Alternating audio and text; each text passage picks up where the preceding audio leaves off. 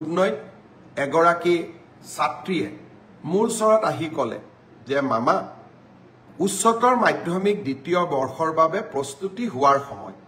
এতিয়া যদি আমি একাদশ মান শ্ৰেণীৰ পৰীক্ষাটোলৈ চিন্তা কৰি থাকো আমাৰ হায়াৰ সেকেন্ডাৰী দিবৰ বাবে আমি মাত্ৰ 8 মাহ মানেহে পাম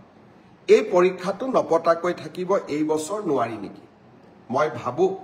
যে আমি সেবাই এই দিশটো বিবেচনা কৰিব লাগে যিয়ে নহক কিয়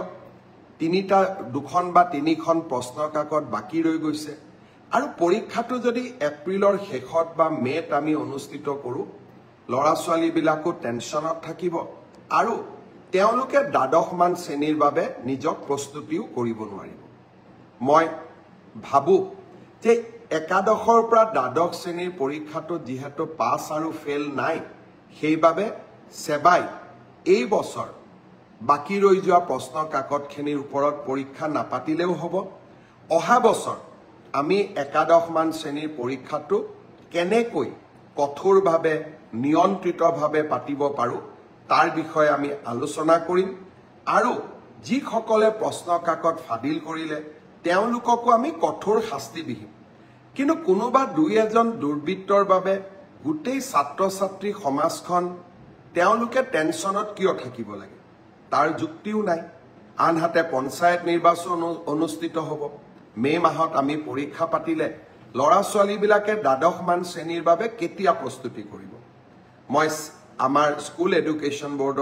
বোৰ্ডক অনুৰোধ কৰিম শিক্ষা বিভাগক অনুৰোধ কৰিম বিষয়টো যাতে আকৌ এবাৰ বিবেচনা কৰে ছাত্ৰ ছাত্ৰীসকলক টেনচনৰ পৰা আমি যাতে মুক্ত কৰি দিওঁ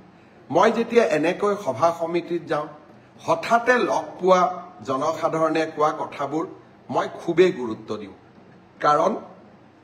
মুখ্যমন্ত্ৰী হলে সকলো কথা জানিব নোৱাৰি যেতিয়া আমি গাঁৱত যাওঁ চহৰত যাওঁ সৰ্বসাধাৰণ মানুহক কথা পাতো তেতিয়া আমি নিজৰ ভুলবিলাকো নিজে বুজি পাওঁ আমি আমাৰ আঁচনিবিলাক সংশোধন কৰিব পাৰো আৰু জনগণৰ সেৱাত আমি কাম কৰিব পাৰো আমি দিছপুৰত বহি থাকিলে